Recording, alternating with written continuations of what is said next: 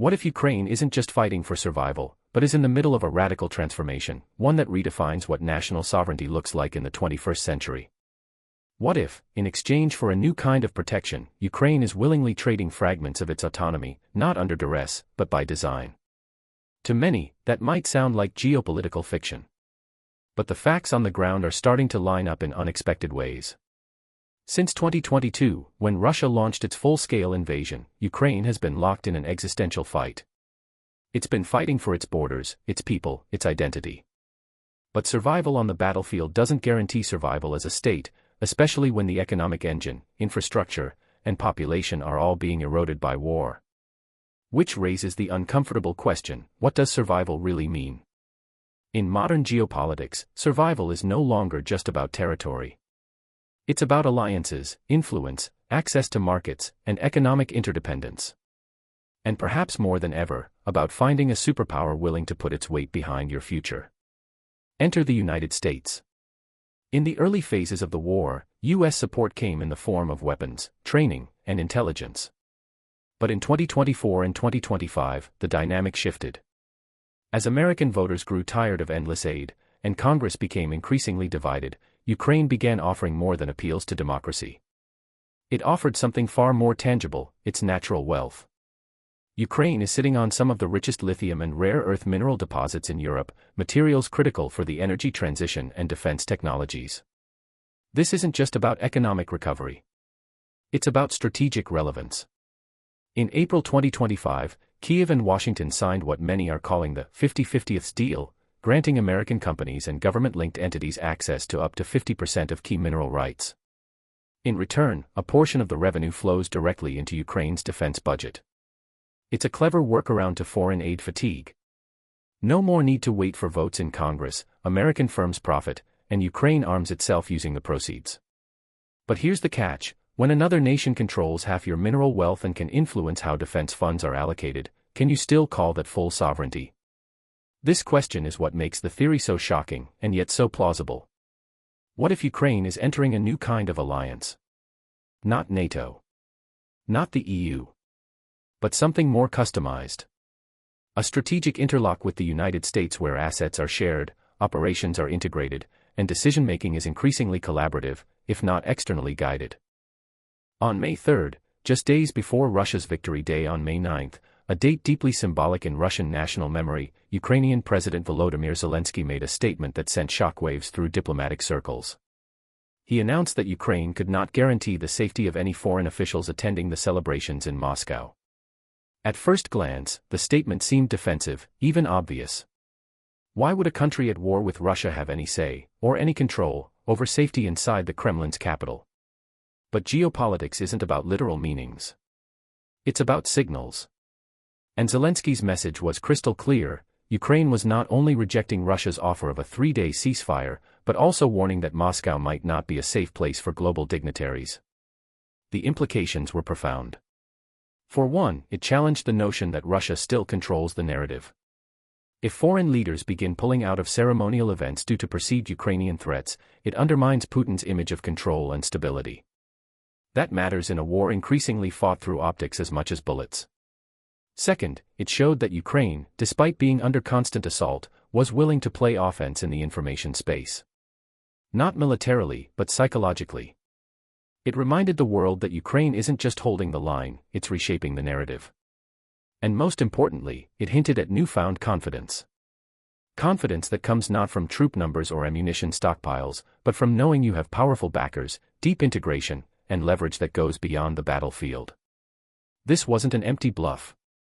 This was a strategic nudge, broadcast to the global diplomatic community: if you go to Moscow, you're stepping into a zone we might be watching very closely. For a country that once begged the West for protection, that shift in tone is monumental. It began quietly. A bilateral memorandum buried among other diplomatic releases.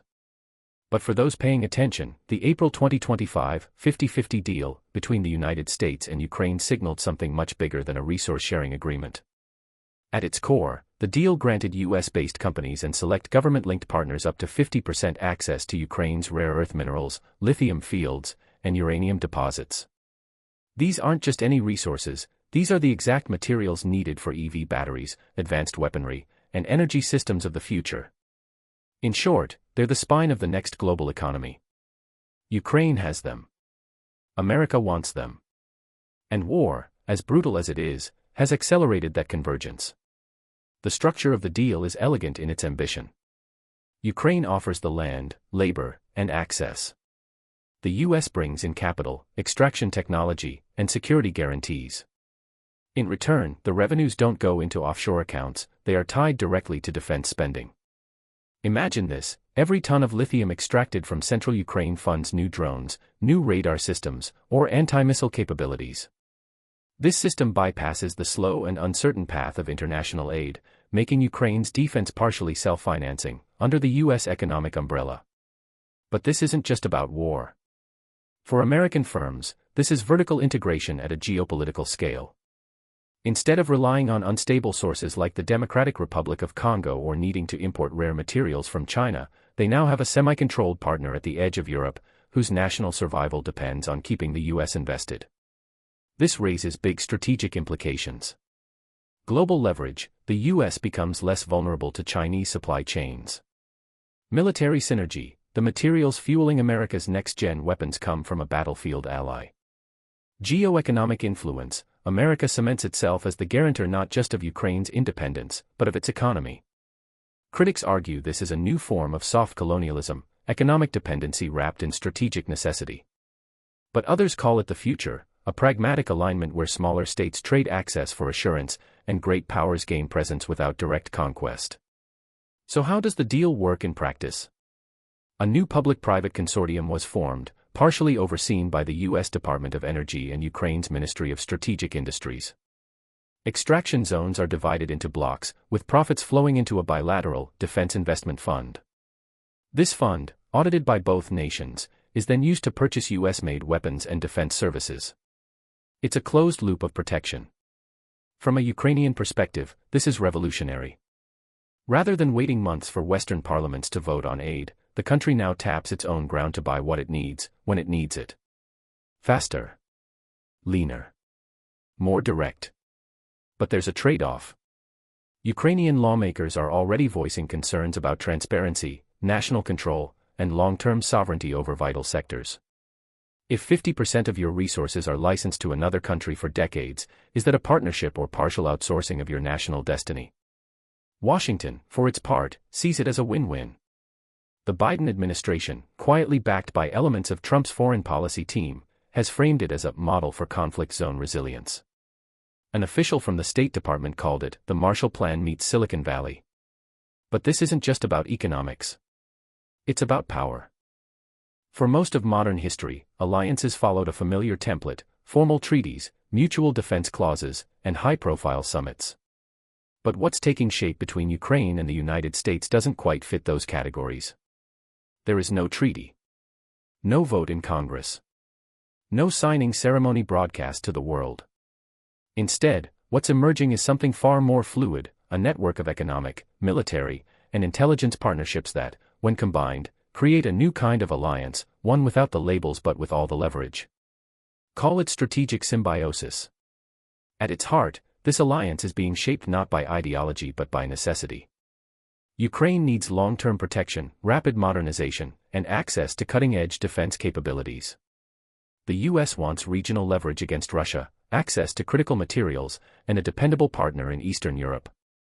Unlike NATO, where obligations are shared among dozens of members, this is a bilateral build-out.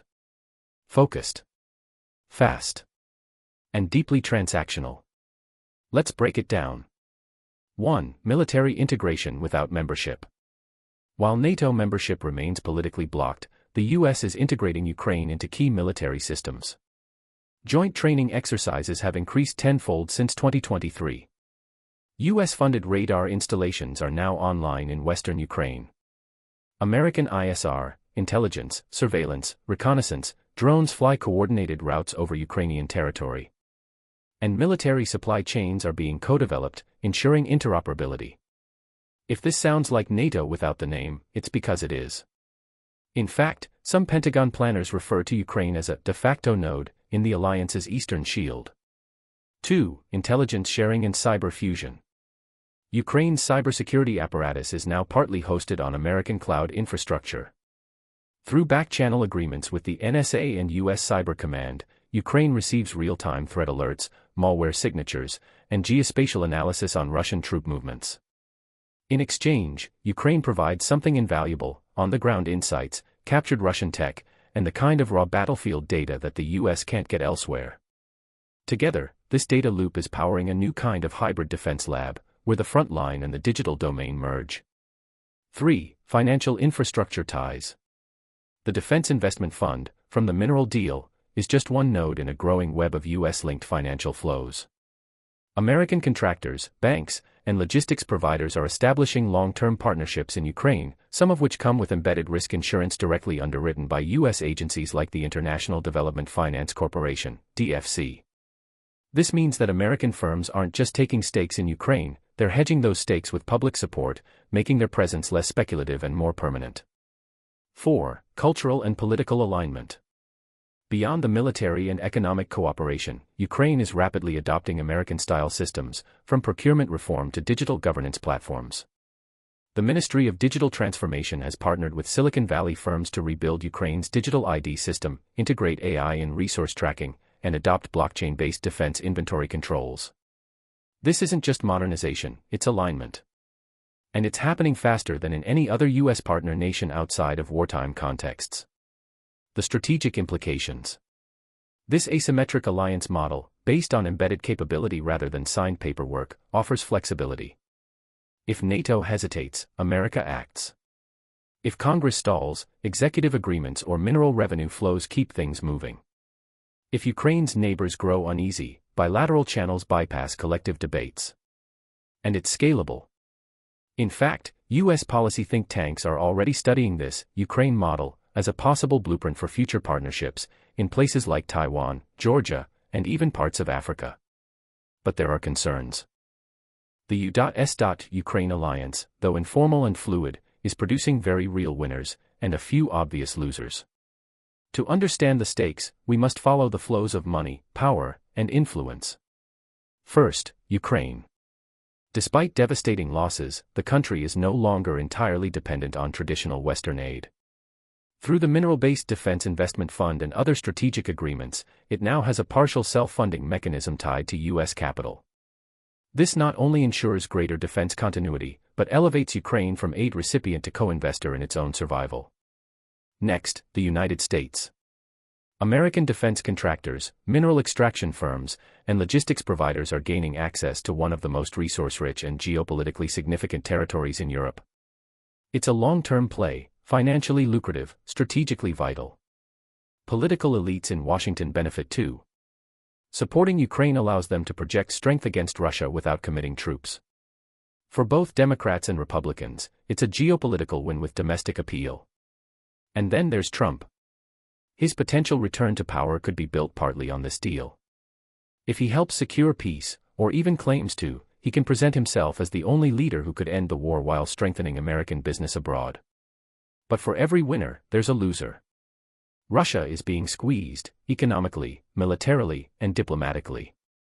The deeper Ukraine integrates with the U.S., the harder it becomes for Moscow to reclaim leverage. And within Ukraine, concerns are growing. Some fear the country is trading one dependency for another. Others question the long-term consequences of entrenching foreign control over vital resources.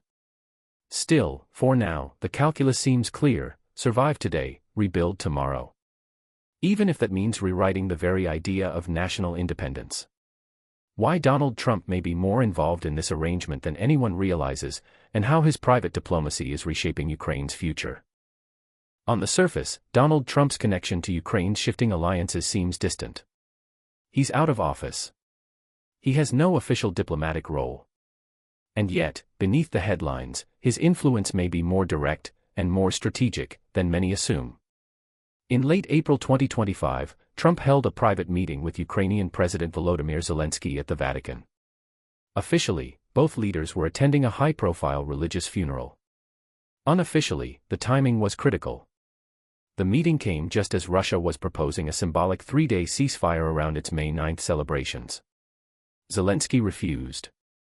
Days later, he issued his now famous warning about Moscow's safety for foreign dignitaries. And tucked within this timeline is one key player, Trump. Sources close to both camps suggest the two leaders discussed more than diplomacy.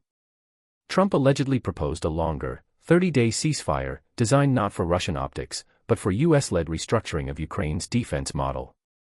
This would allow time for more air defense systems to be installed, financial infrastructure to be streamlined, and further American corporate interests to stabilize their roles in Ukraine's economy. Zelensky later called the Vatican meeting their most productive conversation yet. Coming from a leader once reluctant to speak Trump's name, that statement turned heads. But why is Trump involved? Because Trump, more than any other American politician, understands the currency of perception.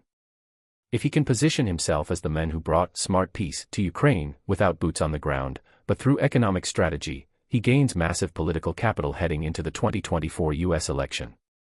Moreover, his allies in the business world, particularly in defense and energy, have deep stakes in Ukraine's transformation.